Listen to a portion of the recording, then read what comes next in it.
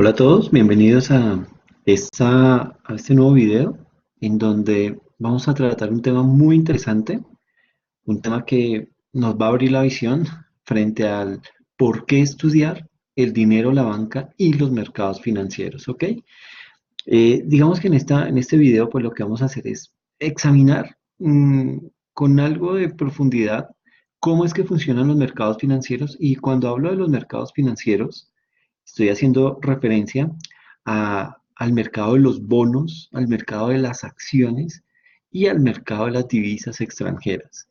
También, digamos que no solamente nos vamos a centrar en lo que en lo que es el funcionamiento de los mercados financieros, sino que también vamos a hablar acerca de las instituciones financieras. Y por instituciones financieras, entiéndase lo que son los bancos, las compañías de seguros, los fondos de inversión y otras instituciones, ¿ok?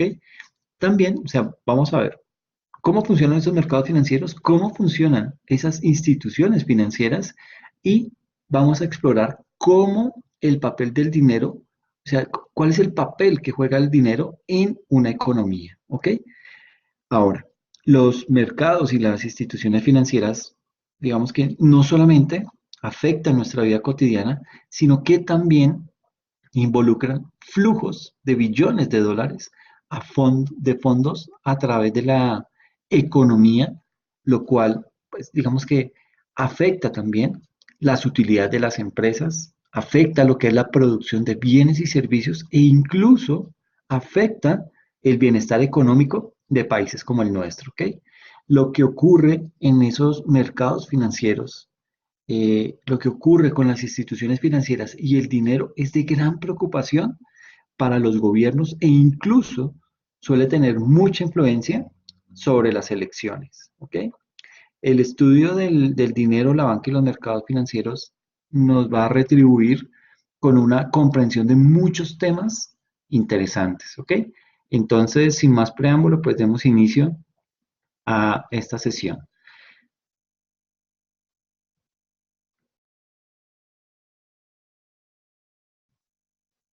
En primera instancia, pues vamos a ver lo que es el mercado de bonos y las tasas de interés. ¿Cuál es ese mejor escenario y cómo eso afecta las tasas de interés de una nación? Entonces, un valor, también llamado un instrumento financiero, que es lo que, como nos dice o como lo define la NIF, ese instrumento financiero es un derecho sobre el ingreso futuro del emisor sobre sus activos. Y cuando digo sobre sus activos, hago referencia a cualquier derecho financiero o trozo de propiedad que esté sujeto a posesión. ¿Ok? Un bono es un valor de deuda que promete realizar pagos periódicos durante un periodo específico de tiempo. ¿Ok? El mercado de bonos es, llamémoslo que es especialmente importante para la actividad económica, ya que permite a a las corporaciones y los gobiernos solicitar préstamos para financiar sus actividades y además porque es ahí donde se determinan las tasas de interés. ¿Ok? Una tasa de interés es el costo de solicitar préstamos o bien el precio pagado por la renta de fondos. ¿Ok? Por lo general, esa tasa de interés viene expresada como porcentaje de la renta de 100 pesos por año. ¿Ok?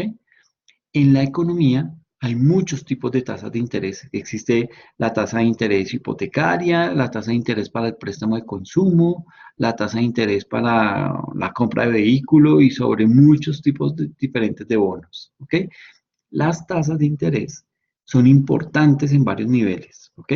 A nivel personal, las tasas de interés altas podrían disuadirlo de adquirir una vivienda o un automóvil porque digamos que el costo de financiarlo pues, se va a incrementar, ¿ok? Por el contrario, las tasas de interés altas podrían motivarlo más bien no a endeudarse, sino a ahorrar, ¿ok? ¿Y por qué? Porque va a percibir más ingreso por intereses al colocar parte de sus ganancias como ahorro, ¿ok? En un nivel más general, las tasas de interés tienen influencia sobre la salud global de la economía ¿Y por qué? Porque no solamente afectan el deseo de los consumidores por gastar o ahorrar, sino que también afectan las decisiones de inversión de las empresas. ¿Ok? Las tasas de interés altas, por ejemplo, harían que una corporación posponga construir una nueva planta que ofrecería más fuentes de trabajo. Ahora bien, ¿qué es eso del mercado de valores?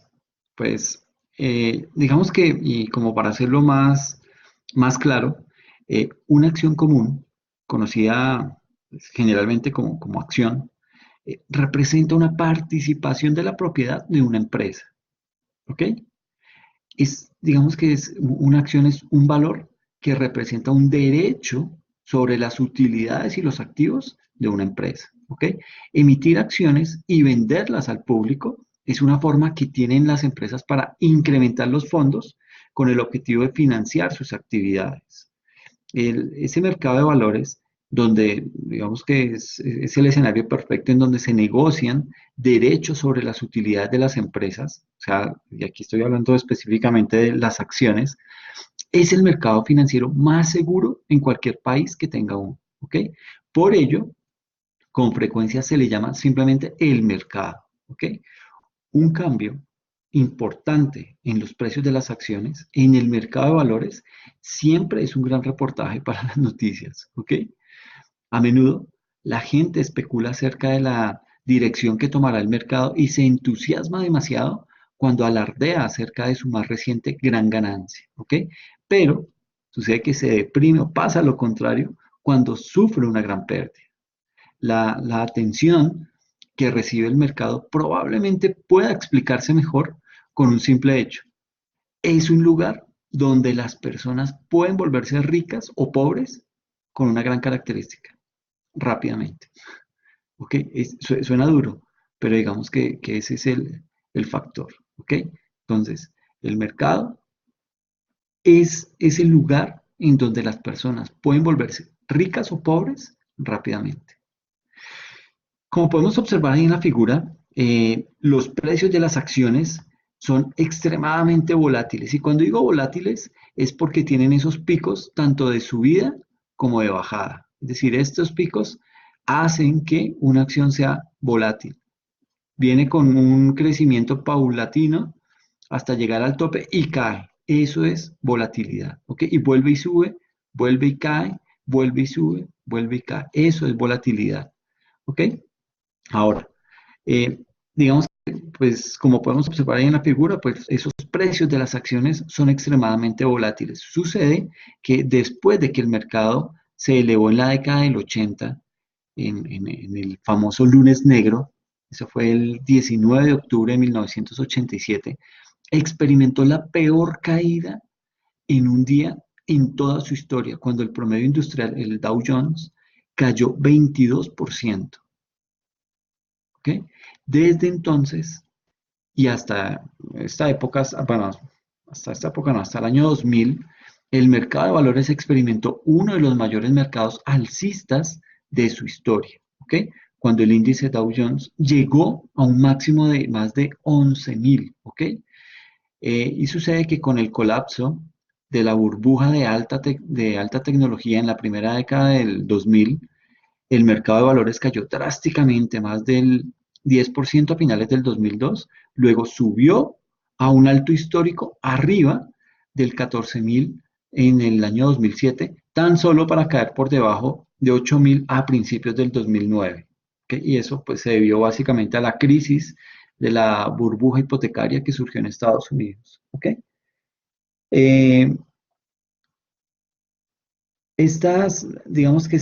bueno, en, digamos que cayó en el 2009, pero luego se pudo recuperar a más de 12.000, más o menos hacia mediados del año 2011. Sucede que estas considerables fluctuaciones en los precios de las acciones afectan el tamaño de la riqueza de las personas y, pues como resultado de esto, suelen afectar su disposición a gastar. El mercado de valores también es un factor importante en las decisiones de inversión de las empresas, porque digamos que el precio de las acciones afecta la cantidad de fondos que pueden recaudarse al vender acciones recién emitidas con el objetivo de financiar los gastos de inversión en una corporación. ¿Ok?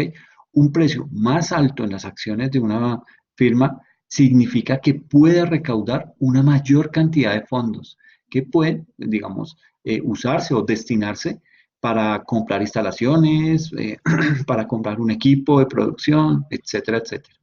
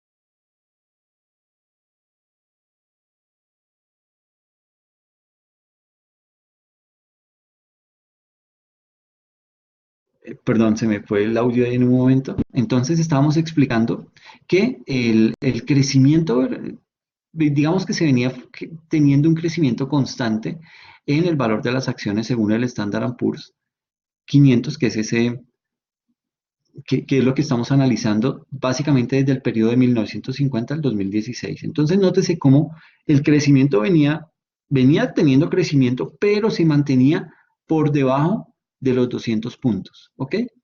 Ya es en el año 1986 en donde supera esa barrera de los 200 puntos y comienza un crecimiento vertiginoso, pero controlado. ¿Ok? Entonces, vamos a graficarlo acá.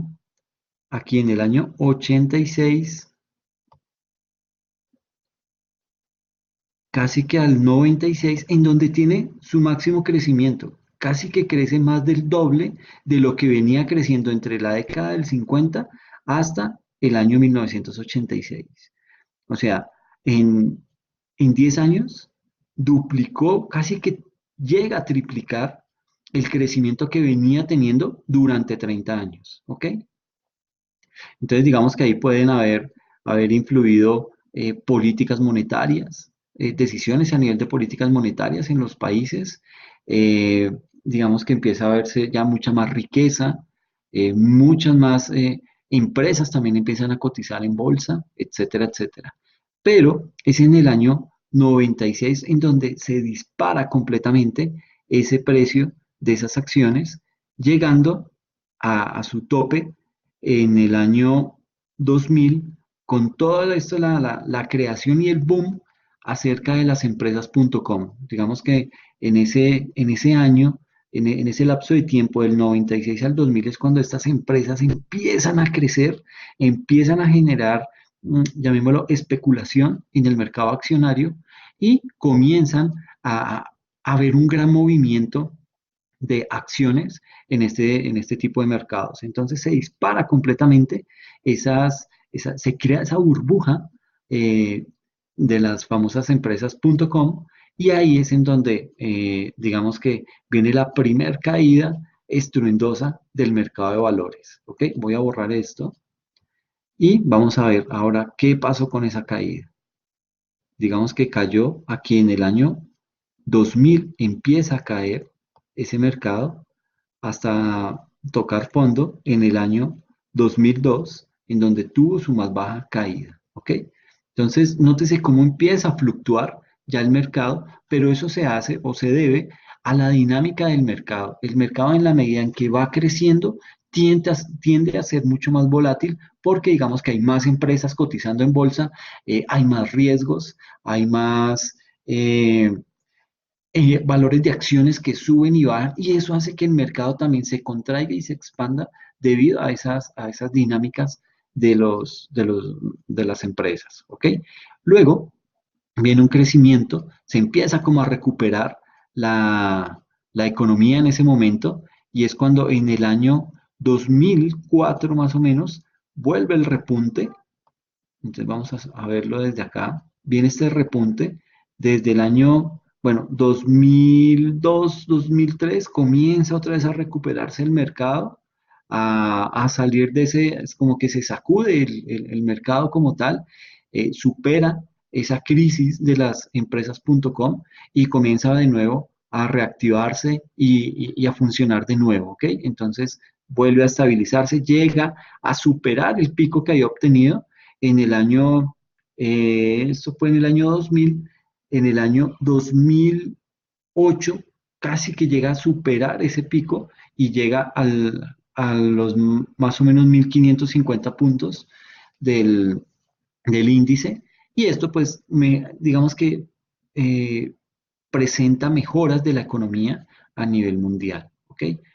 Obviamente, pues digo a nivel mundial, pues digamos que es completamente normal que en algunos países pues no se vea tanta esa recuperación, pero en las potencias más fuertes, en las economías más fuertes, eso es mucho más notorio. ¿Listo? Luego de eso, en el año 2008, digamos que aquí esto todo se debe a la crisis que comenzó en el año 2007 con todo el tema de la burbuja inmobiliaria, en donde digamos que la economía se vio lesionada a finales del 2007, sufrió todo el 2008 y su real impacto casi que se vino a sentir en el año 2009. ¿Ok? Entonces, nótese cómo el mercado, de haber llegado a su punto máximo, comenzó a caer de nuevo debido al estallido de esa burbuja inmobiliaria, al caso de Lehman Brothers en Estados Unidos, y cómo eso vino afectando en un mediano plazo todas las economías del mundo. ¿Ok? Fue una crisis que vino a durar casi que 2 años, y comienza de nuevo el mercado a recuperarse, comienza a salir de esa crisis de ese año 2008 y vuelve a recuperarse, a crecer, ¿sí? De una forma constante, de una forma sólida, vertiginosa, una tendencia al alza, al crecimiento, hasta, digamos que ahí hasta el año 2016 se venía manteniendo ese pico. Pero esos son los movimientos, digamos que normales dentro de una economía. Ahora, valdría bien la pena analizar por qué la economía en esa época, digamos que de 1950 a 1986 creció tan poco, y por qué vino ese disparo, ¿sí? Digamos que son temas que hay que entrar a analizar, hay que entrar a descomponer. De pronto ahí ya hubo mucho más, los mercados se abrieron mucho más, ¿sí? Empezó como todo el tema de la globalización, más tratados de libre comercio, más eh, negociaciones entre países, etcétera, etcétera, y pues hace y lleva directamente a un crecimiento de los mercados, ¿ok? Pero hay que hilar mucho más fino, porque dentro de esos datos, pues, ¿qué se hace? El mercado, el valor del mercado lo que hace es que, por lo general, se basa en las 10 acciones de las empresas que más subieron. Entonces, con base en ese promedio, se genera ese valor del mercado. ¿Listo? Entonces, eso, pues digamos que en algún momento podría llegar a generar un dato que no es tan real o no es tan acertado, porque solamente se está mirando las 10 empresas con mayor nivel de cotización. ¿Ok? Bueno, ahora vamos a ver. Me reduzco acá. Listo. Vamos a ver para qué sirve la valoración de una empresa. Y digamos que ese es un dato bien importante porque muchas veces uno dice, pero ¿por qué subió el valor de la acción así tanto? O sea, ¿por qué Facebook hoy el valor de la acción vale, qué sé yo, voy a poner una cifra loca ahí? ¿Por qué el valor de la acción de Facebook hoy está cotizada en $500 cuando hace 6 meses estaba apenas por el orden de los $25? ¿Qué pasó? ¿Sí? Digamos que eso es lo que vamos a entrar a ver. Sucede que es cierto que toda cuantificación de un valor económico siempre conlleva algún componente subjetivo, ¿ok? Todo dependerá de cuál sea la situación del bien que estamos valorando y nuestras intenciones con ese bien. En el caso de una empresa, digamos que no es lo mismo valorarla teniendo en mente unas intenciones u otras. Podemos valorar una empresa propia porque queremos deshacernos de ella y ponerla a la venta, ¿ok? Pero también para buscar financiación utilizando su valor como aval o porque queremos sacarla al mercado de valores a nuestra empresa, ¿ok? En una situación opuesta, podemos querer valorar una empresa ajena para adquirirla, para obtener parte de sus acciones, para invertir en ella a través de otro tipo de fórmulas, etcétera, etcétera. En este sentido, nuestra intención como inversores es fundamental a la hora de determinar el procedimiento que debemos utilizar para valorar una empresa, ¿ok? Y este procedimiento, a su vez, digamos que cambiará drásticamente el resultado de nuestra valoración. ¿Ok? Digamos que por un lado tenemos al vendedor, ¿sí? Y por otro lado tenemos a ese comprador. ¿Ok? Digamos que el vendedor, pues incluye al momento de hacer lo que es la valoración de la empresa previa a la venta, entonces ese vendedor, bueno, digamos que en ese proceso de venta se debe incurrir básicamente en los siguientes pasos. Debe existir una revisión fiscal, una revisión que me garantice que la empresa está saneada completamente a nivel fiscal. Debe haber una revisión mercantil, como cuál es el mercado, a qué se dedica esa empresa, eh, tiene buenas proyecciones o malas proyecciones, porque yo también puedo comprar una empresa porque está mala, la puedo comprar barata y yo ya sé cómo sacarla adelante, entonces digamos que ahí mis utilidades van a ser mayores, pero porque estoy asumiendo un riesgo mucho mayor, ¿ok? Puedo mirar también el tema de la revisión laboral, temas de, bueno, tiene sindicatos, ¿sí? Y digamos que eso puede llegar inclusive a hacer que yo como inversor desista de la adquisición de esa compañía. Debo mirar también todo el tema legal y societario, quiénes son los socios, cómo está constituida, desde cuándo está constituida y hasta cuándo se proyecta mantenerse la corporación.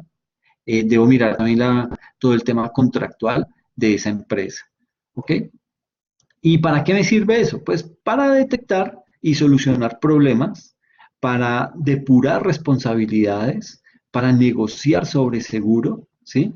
Para evitar bajadas de precio y para conocer su valor real. Para eso me sirve conocer todas esas partes, toda esa sección fiscal, mercantil, laboral, legal y contractual. Uno no llega, y nunca lo he visto, que un inversor llegue y diga, ay, ok, voy a comprar esta empresa, y bueno, y vamos a mirar, no, no, no, tranquilo, yo confío en eso, no hay ningún inconveniente. Eso no pasa. La persona tiene que mirar cuáles son los flujos de caja de esa organización, cuáles son los productos y mirar si esa empresa, qué tanto va a durar en el mercado. Ahora bien, también yo puedo adquirirla por competencia. Si es una empresa que me está generando eh, situaciones incómodas en el mercado debido a su presencia y me está afectando de una u otra manera, pues una estrategia puede ser comprar esa empresa y digamos que en algunas ocasiones se ve cómo la sacaban, ¿sí? Por ejemplo, Bavaria compró que se fue hace mucho tiempo, una empresa familiar de cerveza aquí en Colombia y producían la cerveza Ancla. Esa cerveza, esa cervecería la compró Bavaria para acabarla, ¿sí? Porque le estaba quitando mercado. Entonces prefirió invertir en eso, hacer esa compra, pero saber que seguía teniendo el monopolio de ese mercado en el país, ¿ok? Ahora bien, Vamos a hablar de las diferencias entre los conceptos de valor y precio. ¿Listo? Cuando oímos o cuando leemos noticias relacionadas a la compra de empresas, la transacción suele venir expresada en una sola cifra, ¿ok? Se trata de una cantidad concreta que se ha fijado a través de una serie de negociaciones entre las partes interesadas en la compra-venta. Esa cantidad es el precio que se ha pagado por una determinada empresa. Podemos utilizar como ejemplo compras de empresas de especial repercusión en el mundo económico, tales como la compra de Instagram, ¿sí? Eh, digamos que otra que también sonó, bueno, Instagram la compró Facebook, ¿sí? Y digamos que el precio de esa compra fue más o menos de unos 730 millones de dólares. La compra de YouTube por parte de Google, fijada en unos, creo que fueron unos 1.650 millones de dólares, o los 21.800 millones de dólares que Facebook desembolsó para hacerse dueño de WhatsApp, ¿ok? Cuando hablamos de todas estas cantidades, digamos que estamos hablando de precios, ¿ok? Sin embargo, aunque pueda parecer extraño, el precio no tiene por qué reflejar el valor de una empresa, ¿ok? Y de hecho, es muy común que valor y precio no coincidan, ya que el valor es un concepto que alberga un mayor componente de subjetividad, ¿ok? Siguiendo uno de los ejemplos anteriores, es muy probable que la valoración de WhatsApp en el momento de su compra por parte de Facebook fuese menor a los 21.800 millones de dólares. ¿Ok? Digamos que esos 21.800 millones de dólares finalmente fueron fijados para la venta. Sin embargo, podemos intuir que la compra de WhatsApp fue un movimiento estratégico de gran importancia para Facebook. ¿Por qué? Porque eliminaba competencia, se hacía más fuerte en Internet Facebook, adquiría mayor peso en el sector de las telecomunicaciones, etcétera, etcétera. Por eso, WhatsApp era mucho más valiosa para Facebook que para otras compañías. De ahí el desembolso final, de ahí el pago de los 21.800 millones de dólares. Pero básicamente esto es un acuerdo al que se llega entre las dos empresas. Es decir, se sientan los dueños con un grupo de asesores y comienzan a negociar. Dependiendo de los intereses que uno u otro tengan, pues van a hacer que el precio suba o baje hasta llegar a un punto de acuerdo en donde cierran la transacción y dicen, ok, vamos a comprarla en esto. Y muchas veces, tal y como lo decía al comienzo, no significa que ese precio fijado de venta tenga que ver con el valor con el valor real de esa empresa, ¿ok? Dentro de eso, digamos que hay eh, 5 métodos para valorar una empresa, ¿ok? Mm, esos, digamos que de entre todos los métodos posibles para valorar una empresa hoy, vamos a conocer 5 de los empleados con mayor frecuencia, ¿ok?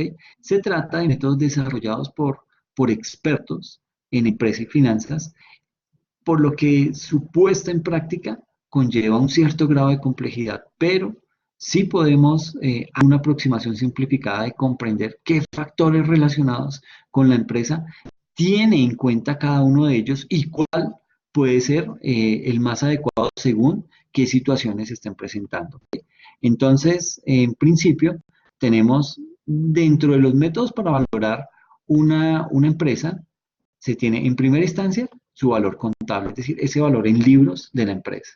Ese puede ser un mecanismo, puede ser mi punto de partida, pero también yo debo mirar cuál es el valor de liquidación de esa empresa. ¿Ok? Un valor que puede tener un alto componente del valor contable más la situación de la organización. Puedo mirar también el tema del múltiplo de las ventas, qué tan próspera es esa empresa, qué tanto mercado tiene o qué tanta presencia hace dentro de un mercado específico, etcétera, etcétera. Puedo mirar también el valor de los beneficios que está ofreciendo esa empresa o puedo irme por el lado del valor de los dividendos. Es decir, pueden haber varios métodos para poder estimar el valor de una empresa, pero digamos que todos tienen una solidez específica. El valor contable, pues mi insumo para determinar ese valor contable es remitirme a los libros de contabilidad y con base en eso decir, la empresa en libros contables vale tanto, pero a eso hay que agregarle digamos que el buen nombre que tiene la compañía, ¿sí? El posicionamiento en el mercado que tiene, eh, cuál es la injerencia que tiene dentro de ese mercado, es decir, si no existiera esa empresa, ¿qué pasaría? Y si continuara existiendo, ¿qué pasaría? Son escenarios diferentes los que hay que evaluar al momento de valorar una empresa, ¿ok? Ahora bien, ¿qué es eso del valor contable? O sea, ¿cómo vamos a empezar a determinar cada uno de esos valores para poder decir, ah, este me conviene más que el anterior? ¿Ok? Entonces, digamos que el valor contable se trata de un método de valoración que se basa en el balance o en el estado de situación financiera de una empresa y es uno de los más sencillos de calcular, ¿ok? Solo tiene en cuenta patrimonio neto de la empresa. En este método se toman los activos de la empresa, es decir, los bienes patrimoniales que tiene en ese momento. Y cuando digo los bienes patrimoniales, pues hago referencia a lo que son las aportaciones de los diferentes socios, lo que son los bienes muebles, los bienes inmuebles, también la referencia a lo que son esos beneficios retenidos a lo largo del tiempo de la actividad de la empresa, etcétera, etcétera. Y a continuación, pues se le restan los pasivos, o sea, todo aquello que la empresa debe, todas esas deudas o esas obligaciones que tiene. Entonces, un ejemplo del cálculo de ese valor contable. Tenemos que una empresa formada por tres socios en la que cada uno aporta 100 millones de pesos y en la que en el momento de la fundación piden un crédito de 200 millones para comprar un local y comenzar a funcionar. ¿Ok? Digamos que esa es la constitución inicial de esa empresa. Y a esto añadimos un gasto en mobiliario y equipos informáticos de 10 millones y otros 50 millones de beneficios retenidos a lo largo de su actividad. Entonces, con base en esos datos, pues tenemos lo siguiente. Tenemos unos activos que están constituidos por 300 millones de pesos, que corresponde a los aportes de los socios. Tenemos unos 10 millones de pesos que hacen parte de la adquisición de ese mobiliario y esos equipos informáticos. Tenemos unos beneficios, 50 millones, y eso me da un total de activos de 360 millones, menos los pasivos, que es ese crédito inicial que se pidió por 200 millones. Entonces tenemos un valor contable centrado en los activos, que son 360 millones, menos los pasivos, que son 200 millones, me da un saldo de 160 millones.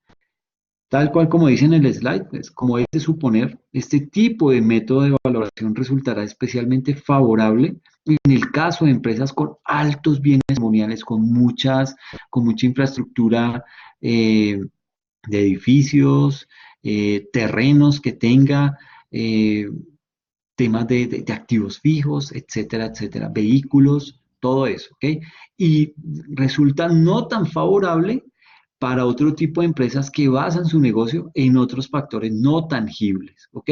Digamos, yo le puedo asegurar que WhatsApp no es que tenga edificios por todo el mundo, ¿no? Pues ellos básicamente, eh, su, el grueso de sus activos está centrado casi que en temas tecnológicos, más que en temas de infraestructura, más que en temas de mobiliarios, etcétera, etcétera.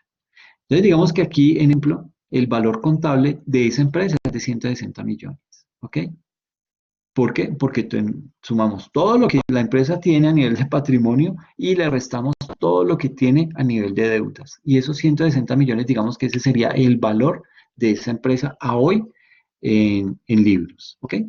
Luego viene lo que es el valor de liquidación. ¿Qué es ese valor de liquidación? Sucede que a través del cálculo del valor de liquidación, lo que se hace es una estimación del valor de la empresa en un momento puntual. Si todo su patrimonio se vendiese a precio de mercado, ¿ok? En este caso, no se tiene en cuenta los precios de costos de los activos, sino su valor en una posible venta actual, ajustando los precios de los bienes a lo que dicta el mercado. ¿Ok?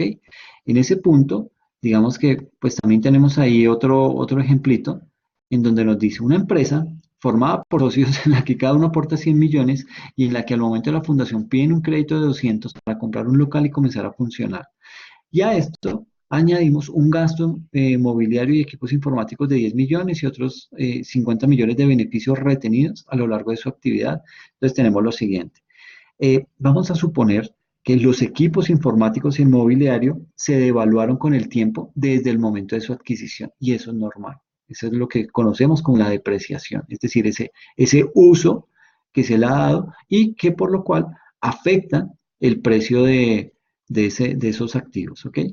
Decimos que tanto los equipos informáticos como el mobiliario se depreciaron, el local se valorizó y ahora imaginemos que vendemos el mobiliario y los equipos informáticos por 2 millones y el local por 260 millones, ¿ok? Digamos que eso fue una buena venta, ¿ok? En ese momento disponemos de 252 millones con los que procederíamos a cancelar el crédito de 200 millones de forma anticipada y nos quedarían 52 millones que sumados a los 50 millones de beneficios y a los 300 millones de aporte de los socios al inicio de la actividad, pues llegamos a tener un valor de liquidación de 402 millones para ese preciso momento. Es decir, obtuvimos una mejor ganancia, pero obviamente porque hicimos una serie de supuestos que hicieron que nuestro valor se incrementara.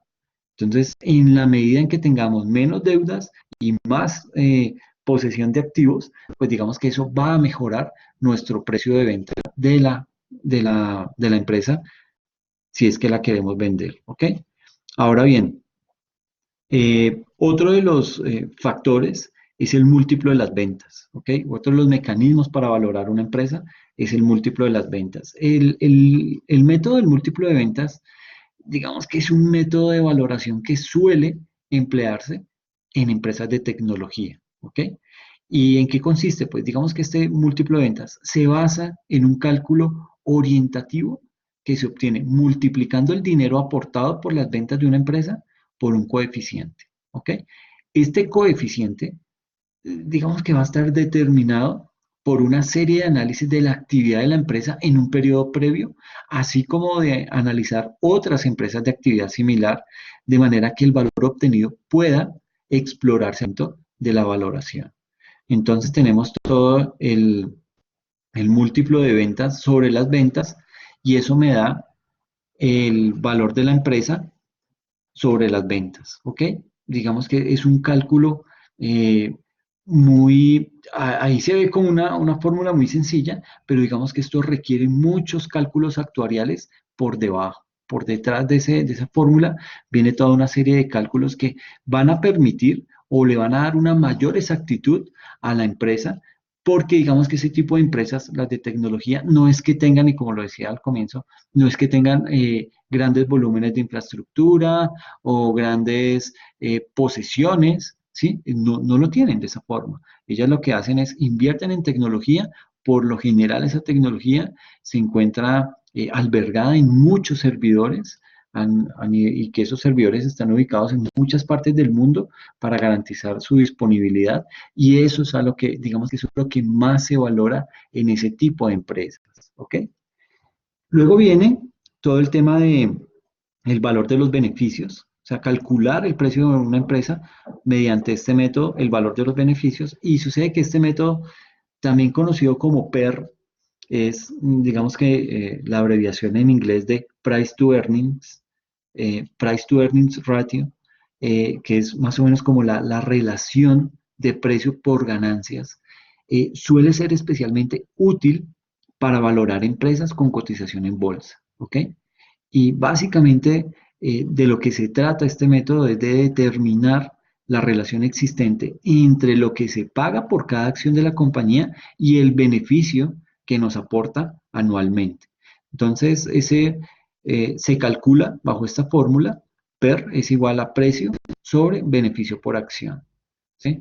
Pero vuelvo y les digo, digamos que esto es lo más liviano que tengo para mostrarles, porque detrás de estas fórmulas tan simples, pues digamos que hay todo un tema matemático que soporta el haber llegado a esta fórmula. ¿Ok? Bien. Vamos a ver lo que es bueno, un ejemplo de ese PER. Entonces, digamos que está, bueno, llamémoslo como eh, orientado, bueno, pero este más es pasando al tema de el valor de los dividendos, ¿ok?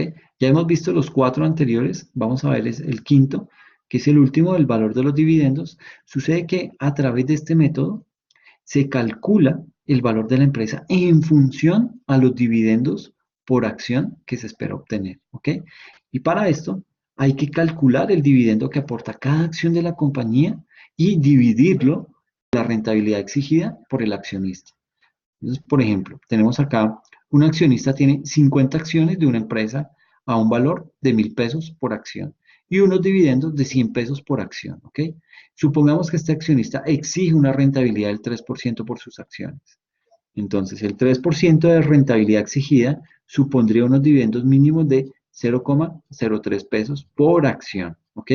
Y para calcular el valor actual de cada acción, entonces lo que tenemos es el valor de la acción es igual a los 100 pesos, que son los dividendos. Entonces aquí estamos haciendo referencia a estos 100 pesos de los dividendos sobre lo que él espera ganar, que es estos 0, estos 3 centavos por acción, ¿ok? Entonces tenemos 100 pesos sobre 0,03, que es el 3% de rentabilidad exigida, y eso al hacer la operación me da 3.333,33 pesos, ¿ok? Ese sería lo que se espera que ese accionista pues, pueda obtener por el valor de sus dividendos. ¿Ok? Bien. Vamos a mirar, pues, digamos que son ejemplos muy, muy básicos, pero es más o menos como para que ustedes tengan la idea de cómo es que se calcula el precio de una empresa, de una organización. ¿Ok? Bien.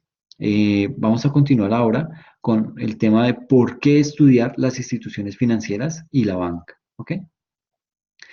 Eh, Sucede que las instituciones financieras y el negocio de la banca, los bancos y otras instituciones financieras son quienes hacen funcionar los mercados financieros. ¿Ok? Sin ellos, los mercados financieros serían capaces de mover fondos desde los individuos que ahorran hasta quienes tienen oportunidades productivas de inversión. De ahí que tienen un papel crucial en la economía. ¿Ok? La estructura del sistema financiero, pues bueno, ya la hemos visto en sesiones anteriores, pero digamos que el sistema financiero es complejo y abarca muchos tipos diferentes de instituciones financieras del sector privado, incluyendo bancos, compañías aseguradoras, fondos de inversión, compañías de finanzas y bancos de inversión, todos los cuales digamos que están de una u otra manera estrechamente regulados por el gobierno, por medio de la superintendencia financiera. ¿Ok? Eh, Desde el punto de vista del dinero, digamos que ¿por qué estudiar el dinero y la política monetaria? Sucede que el dinero, también conocido como oferta monetaria, se define como cualquier cosa que generalmente se acepta en pago por bienes o servicios o en el reembolso de deudas. ¿Ok? El dinero se vincula con cambios en las variaciones económicas que afectan a todas las personas y es importante para la salud de la economía. ¿Ok? Ahora, desde el punto de vista del dinero y los ciclos económicos, sucede que y eso hay que remontarnos como a 1981. Bueno, en 1981 a 1982, la producción total de bienes y servicios, llamada producción agregada, en la economía norteamericana cayó y la tasa de desempleo, es decir, el porcentaje de la fuerza laboral disponible que no tiene trabajo, se elevó por encima del 10%. Y aquí cabe anotar que Estados Unidos casi siempre ha logrado tener su tasa de desempleo en un solo dígito. En esa época se disparó, superó el 10%. ¿Ok? Entonces ya eso es una alerta de que algo muy malo está sucediendo. ¿Ok? Después de 1982 la economía comenzó a expandirse con rapidez y hacia 1989 la tasa de empleo bajó al 5%, ¿ok? Eso es bastante bueno y muestra lo saludable de una economía, ¿ok? Ahora bien, en 1990, la expansión de 8 años llegó a su fin, con la tasa de desempleo por encima del 7%. La economía tocó fondo en 1991 y la posterior recuperación fue la más larga en la historia estadounidense, ¿ok? Y digamos que esa recuperación se hizo con una tasa de desempleo que cayó alrededor del 4%, la mejor, ¿no?, que ha habido. Una ligera desaceleración económica comenzó en marzo de 2001 con un aumento en la tasa de desempleo a 6%. Eh, Luego, la economía comenzó a recuperarse en noviembre de 2001 y el desempleo llegó al 4,4%. A partir de diciembre del año de 2007, la economía entró en recesión y el desempleo ascendió a más del 10%.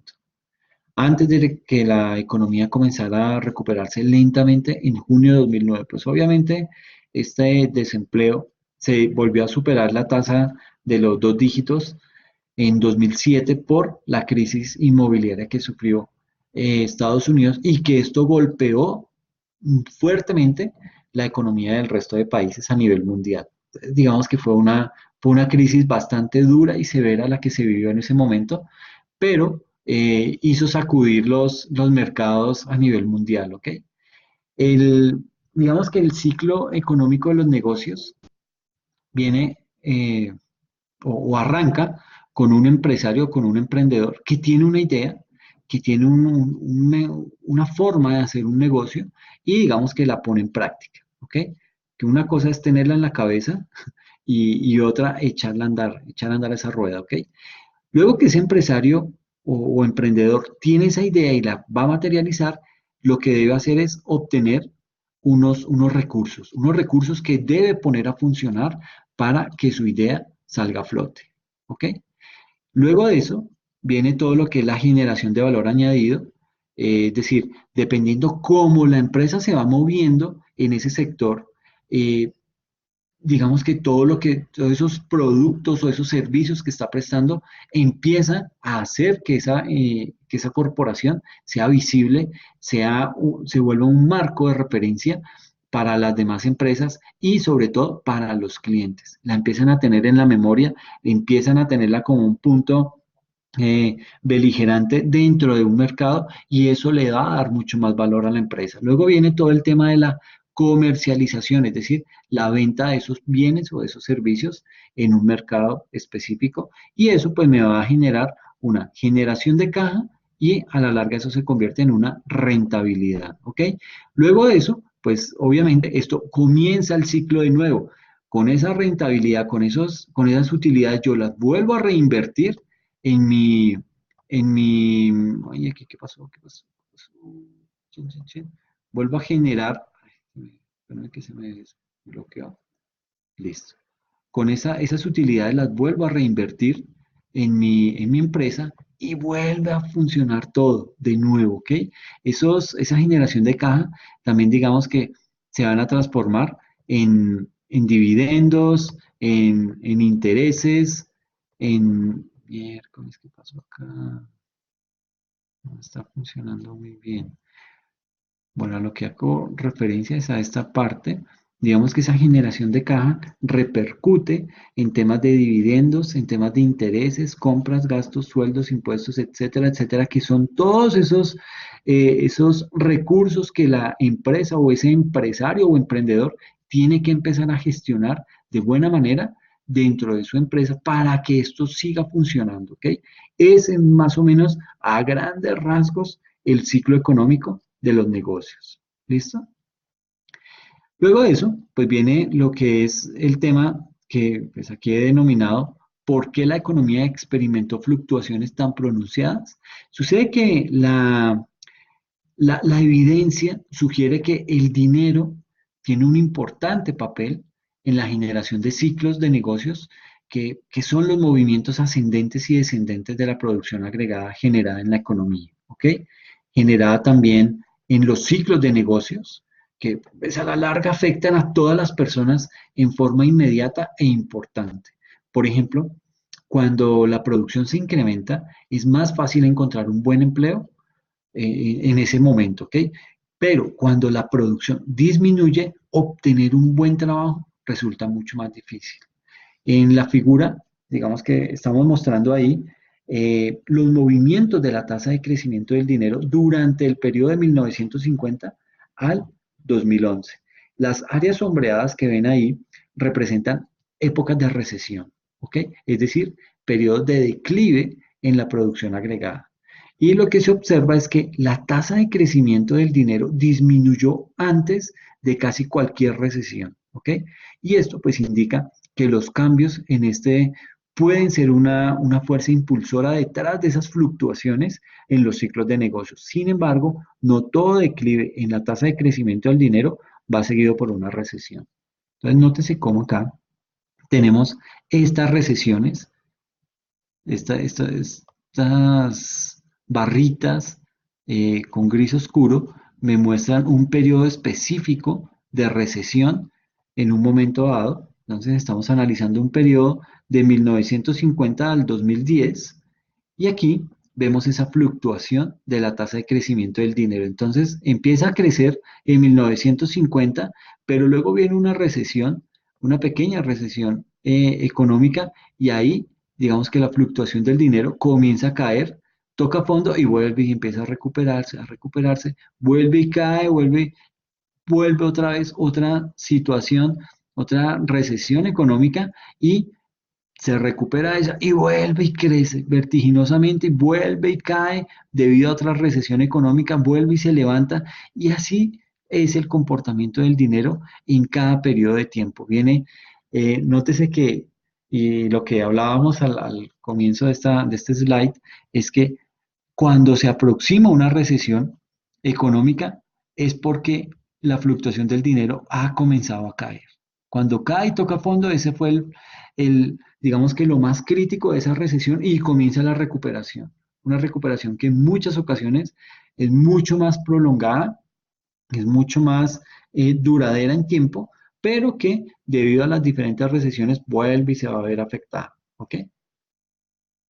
Entonces, nótese cómo el mercado llegó a tocar fondo acá en más o menos en 1993, casi llegando a cero en su nivel de tasa de crecimiento del dinero, para luego poder recuperarse, seguir creciendo y volver a tener otro pico de declive en el año 2010, pues debido a la recesión económica del 2007, que digamos fue a finales del 2007, se prolongó por todo el 2008 y comenzó esa leve recuperación a finales del 2009. Y ahí empezó a darse la recuperación a nivel del 2010, ¿ok? Pero básicamente, nótese cómo siempre la tasa de crecimiento de dinero cuando empieza a decaer es porque está como avisándonos que se aproxima una recesión económica. ¿Ok? Es un buen indicador, es una buena forma de darle una lectura adecuada a esos indicadores para poder determinar en qué momento hay que hacer una buena inversión o en qué momento hay que, por el contrario, sacar los recursos y más bien guardarlos en casa para evitar que se puedan llegar a perder o que pueda llegar a pasar algo de lo cual nos tengamos que arrepentir más adelante, ¿ok? Pero todo eso se da gracias a que esa información está disponible, es una información a la cual podemos accesar en cualquier momento y con base en eso poder tomar unas decisiones muchísimo más acertadas. ¿Ok? Bien. Ahora vamos a hablar acerca de lo que es el dinero y la tasa de interés. Además de los otros factores, el dinero juega un papel importante en todo el tema de las fluctuaciones de la tasa de interés, que son de gran preocupación para las empresas y los consumidores, o sea, nosotros. ¿Ok? Conforme la tasa de crecimiento del dinero aumentó en las décadas de 1960 y 1970, la tasa del bono a largo plazo se incrementó con ella. Sin embargo, la relación entre crecimiento del dinero y las tasas de interés ha sido menos precisa desde 1908. Sucede que ese tema de las tasas de interés pues se ven muy afectados por la estabilidad económica de un país. ¿Ok? Cuando digamos que una persona decide invertir es porque está viendo que el mercado es bueno, está viendo que es una muy buena oportunidad para llegar y destinar sus recursos a ese tipo de inversión. Y por lo general, digamos que un buen indicador de esa economía es los bonos que emite el gobierno. Esos bonos que emite el gobierno tienen dos características, una que es a corto plazo y otra que es a largo plazo. Cuando los inversores, digamos que tienen una buena lectura del mercado, dicen, ok, Colombia se ve que está bien, vale la pena invertir, entonces voy a invertir en bonos del gobierno a largo plazo. Esto digamos que es un buen indicador para la economía colombiana. Entre más inversiones hayan destinadas a bonos de largo plazo, digamos que esto va a redundar en muchas más inversiones. Pero cuando los inversionistas deciden, y con base en la lectura que le han dado al mercado nacional y todo esto, dicen, no, ¿sabe qué? Yo como que más bien solo invierto en bonos del gobierno porque sé que el gobierno no va a quebrar, ¿sí? Pero no me voy a ir a invertirle a largo plazo, sino a corto plazo. Es decir, voy a sacarle lo que más pueda, recupero mi inversión, recupero la rentabilidad, o sea, obtengo esa rentabilidad y luego miro en qué la invierto. Si vuelvo y la invierto en bonos a corto plazo o la invierto en bonos a largo plazo o en definitiva, más bien me llevo mis recursos y los invierto en otro tipo de negocio. Entonces, digamos que ahí los bonos que emite el gobierno se convierten en ese indicador que va a demostrar si la economía está bien o está mal. ¿Ok? Entonces, digamos que ese indicador lo que nos va a mostrar es qué tan sólido qué tan sólida está la economía de un país en determinado momento. Porque los inversionistas, si leen, digamos que los inversionistas, eh, esto va a sonar raro, pero como que ven el futuro. ¿Sí? Tienen el mecanismo para proyectar y decir, en Colombia el crecimiento va a ser de tanto, entonces no, yo más bien a eso no le invierto, más bien pongo mis recursos en temas de la empresa privada o se los llevo a otro país para ver qué tan bueno es eso, qué tan bien me va por allá y con base en eso, pues digamos que mi inversión va a estar segura y los rendimientos que voy a obtener van a ser mucho mejores que si los hubiera invertido en Colombia en los bonos del Estado. ¿Ok? Frente a temas de la conducción de la política monetaria, digamos que partiendo de que el dinero puede afectar muchas variables económicas que son importantes para la estabilidad de la economía, los políticos y los legisladores a lo largo del mundo se preocupan por la conducción de la política monetaria, es decir, por la administración del dinero y las tasas de interés. ¿Ok? La organización responsable por la conducción de la política monetaria en un país es el Banco Central, que en Colombia pues lo conocemos como el Banco de la República. ¿Ok? Ese Banco de la República, pues digamos que es la entidad que se encarga de, de mantener en ese justo equilibrio lo que es la emisión de dinero y las tasas de interés. ¿Ok? Mm, por ejemplo, a nivel de tasas de interés, el Banco de la República entra a revisar cómo están las tasas de interés y con base en eso entra a intervenir ese mercado. Digamos que cuando las tasas de interés están muy elevadas es porque el, se debe a que el Banco de la República lo que ha hecho es eh, determinar que en Colombia hay mucho dinero fluctuante, es decir, que los bancos están otorgando muchos préstamos y al haber tantos préstamos, pues digamos que hay mucho más circulante de dinero en el país y eso hace que la inflación se dispare. ¿Ok? Cuando hay inflación, se afecta toda la economía. Se incrementan los precios, los costos de producción se elevan y esto hace que el desempleo aumente. Es decir, es el detonante para que la economía empiece a ir de para atrás. ¿Ok? Entonces, ahí es cuando el Banco de la República dice, no, señores, mis chinitos lindos, ustedes, señores bancos que están emitiendo tanto dinero, que están poniendo a producir tanto dinero que tenían ahí guardado, me hacen el favor, van a subir sus tasas de interés en un 0,5 porcentual, en un 1%, con el ánimo de desincentivar que las personas adquieran esos préstamos y más bien busquen otras fuentes de financiación. Fuentes de financiación que se pueden encontrar en la emisión de acciones, en el mercado de valores, etcétera, etcétera. ¿Ok? Digamos que ese tema es crítico, es complejo y de ahí que se vea que la función del Banco de la República no es como la más chévere, ¿no? Porque digamos que cada que entra a intervenir o que entra a actuar, pues como que salimos lesionados nosotros los consumidores, ¿ok?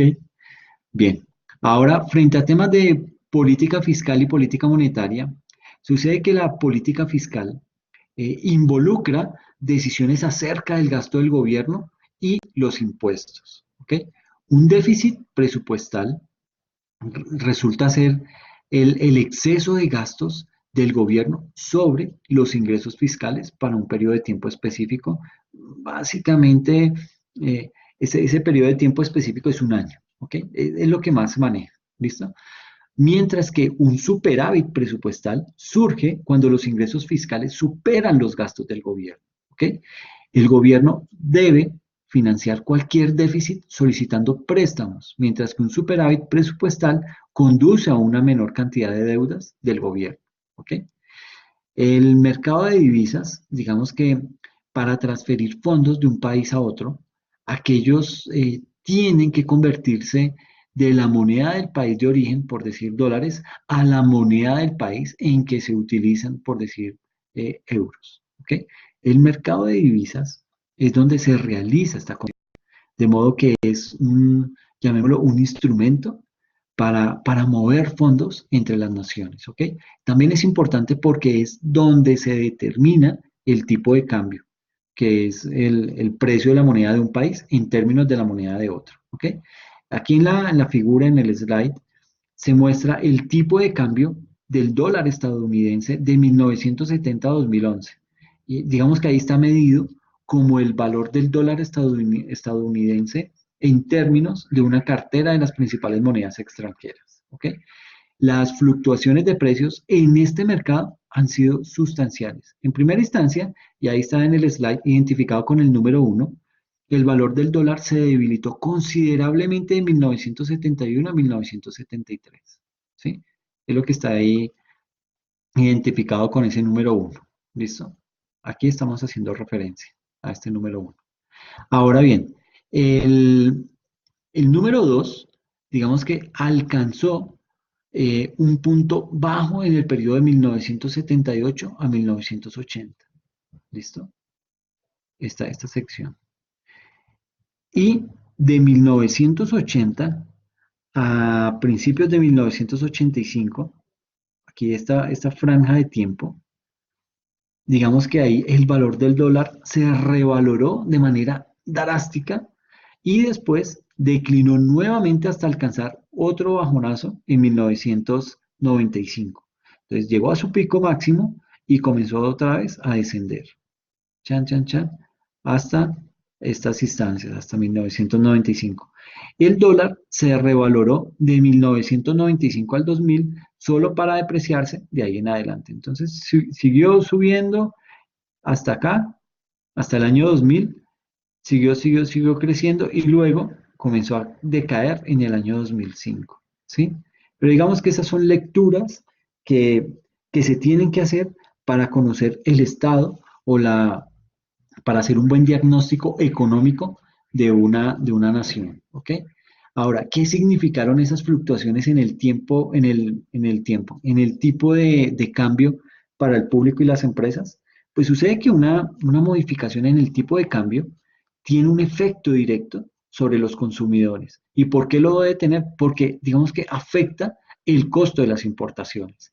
Sucede que en el año 2001, cuando el euro valía alrededor de 85 centavos de dólar, pues 100 euros de bienes europeos, por decir, digamos, vino francés, ¿sí? Costaba 85 dólares. Cuando el dólar se debilitó posteriormente, lo cual elevó el costo de un euro a casi 1,50, pues digamos que los mismos 100 euros de vino ahora costaban 150. ¿Ok? Por lo tanto, un dólar más débil ocasiona bienes extranjeros más costosos, ¿ok? Vuelve más caro ir de paseo al exterior, ¿sí? Eh, y digamos que eleva el costo de complacer su deseo por otro tipo de bienes importados. ¿Ok? Cuando el valor del dólar disminuye, digamos que los norteamericanos reducen sus compras de bienes extranjeros y aumentan su consumo de bienes locales. Entonces ya no salen a viajar por el resto del mundo, sino que se dedican a viajar al interior de Estados Unidos, ¿ok? O ya no van a comprar vino francés, sino que van a comprar el vino que ellos mismos producen, ¿ok? Por el contrario, un dólar fuerte significa que los bienes norteamericanos exportados a otros países van a costar más en el extranjero y de ahí los extranjeros comprarán menos de ellos, ¿ok? Por ejemplo, las exportaciones de acero declinaron marcadamente cuando el dólar se fortaleció en los periodos de 1980 a 1985 y de 1995 a 2001. Un dólar fuerte benefició a los consumidores norteamericanos al hacer los bienes extranjeros mucho más baratos, pero lesionó a las empresas estadounidenses y eliminó algunos puestos de trabajo al recortar las ventas. Y cuando digo recortar las ventas, pues disminuir las ventas tanto locales como globales de sus productos. ¿Ok? El declive en el valor del dólar de 1985 a 1995 y de 2001 a 2011 tuvo un efecto opuesto. Hizo que los bienes extranjeros fueran más caros, pero hizo a las empresas estadounidenses mucho más competitivas. ¿Ok? Las fluctuaciones en los mercados de divisas tienen grandes consecuencias para la economía estadounidense. ¿Ok? Digamos que esto a lo que nos invita es a leer mucho más, a documentarnos frente a temas propios que nos pueden llegar a afectar, temas que pueden llegar a hacer que decidamos invertir o no en ciertos productos, en ciertas situaciones del mercado, sea nacional o internacional, ¿ok? Pero todo este tema hay que conocerlo, hay que hacer una buena lectura de esas gráficas estadísticas, hacer una buena lectura de todos los temas que se están dando en el día a día y poder interpretar y, digamos, hilar más fino en temas de datos que puedan llegar a afectar la economía. ¿Por qué se subió el desempleo? ¿Ok? No solamente quedarme con la gráfica de que, ay, sí, el desempleo subió y anteriormente venía creciendo paulatinamente. No, tengo que entrar a determinar por qué subió, por qué bajó y por qué se mantuvo estable. ¿Qué política fue la que hizo que eso se mantuviera o qué política fue la que hizo que eso cayera de forma estrepitosa? ¿Ok?